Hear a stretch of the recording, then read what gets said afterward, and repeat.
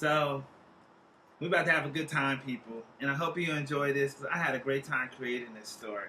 The title of this piece is called Call Me Now. So let me take a sip of wine here. And let's jump into this.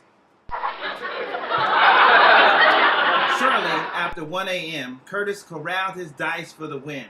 Shaking them in his hands next to his ear, he stared down his best friend sitting across from him at the folding table awaiting the possible outcomes. Here you go, you already bald-headed 25-year-old funny-looking motherfucker, he said, tossing the dice onto the board. Bam! That's 6, you jive turkey. Game over. Anthony played it cool and didn't say shit. He let Curtis pick up his wheelbarrow to count out 6 spaces on the board. 1, 2, 3, 4, 5. Oh no, hell no! That's right, you no dice shaking, no luck having funky motherfucker. Take your ass directly to JAIL. Do not pass motherfucking go. Curtis slammed the board with his fist, turned over the game board, kicked the table over, and sent fake money fluttering in the air of their garage apartment. Anthony rolled a loose blunt because he was laughing so hard while Curtis stomped around the hardwood floors in a rant. I just can't win for losing. Today, my boss gave the new guy the bag and me the dog poop scooper. At least you have a job. A lot of cats don't have jobs, but I feel you. My old lady walked out on me after I was fired on my day off. How did you get fired on your day off? Fuck if I know. I played detective, but I couldn't buy a clue. I tried to tell her it wasn't my fault, but she left anyway and took the PlayStation with her. That's fucked up. Let me hit that, and let's play some Madden football. Didn't you hear me when I said she took the damn PlayStation? Look, let's just watch some music videos or some shit. Dang, you ain't gotta come at me sideways like that. Well, don't act like you're hard of hearing. Stop holding the blunt like it's incense and smoke it. Look, Sherry Carter's on Video Soul. Yo, she don't know it, but she's gonna be my honey dip one day.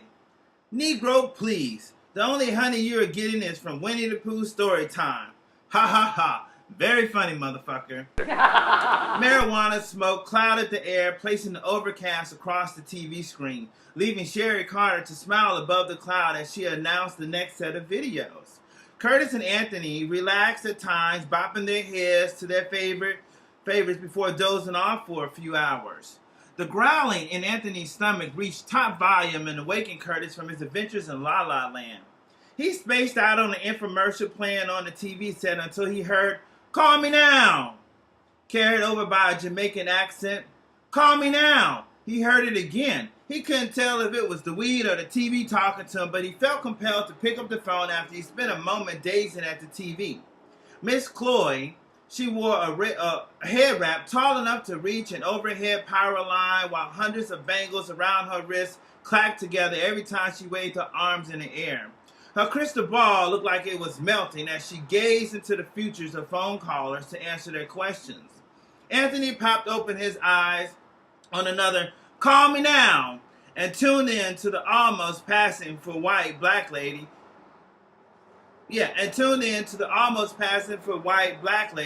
had to say to her listeners. And now for a commercial interruption. We have to pay the bills around here, so stay tuned. We'll be right back.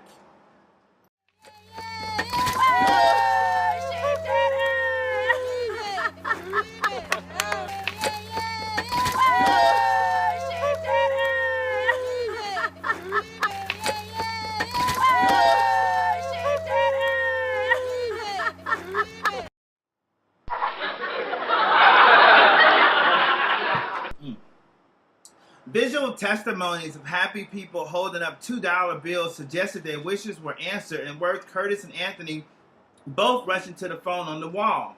Curtis made it first and stretched the cord from the kitchen through the dining room, over the back of the sofa, and in front of the TV to dial the number at the bottom of the screen.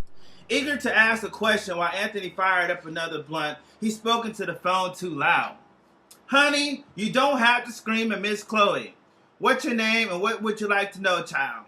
It's Dion, and I want to know, will I get a better job?" Dion, as I glimpse into my crystal ball to see your future, can I offer you bean pies? 2 for $5? Bean pies? I don't want any bean pies. Well, how about your choice of my collection of hemp bracelets?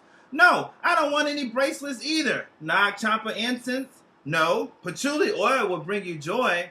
Fine, I'll take the damn patchouli and the bean pies. Now please answer my question. Will I get a better job? Miss Chloe rolled her eyes, uttered magic words, and dazzled her fingers over her depleting crystal ball.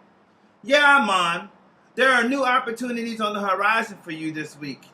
Feeling satisfied with the answer, Curtis handed the phone over to Anthony. Rubbing his hairless head, he asked Miss Chloe, "Hi, I'm Maurice. Is anyone new coming into my life?" Child, Miss Chloe has the ting for you.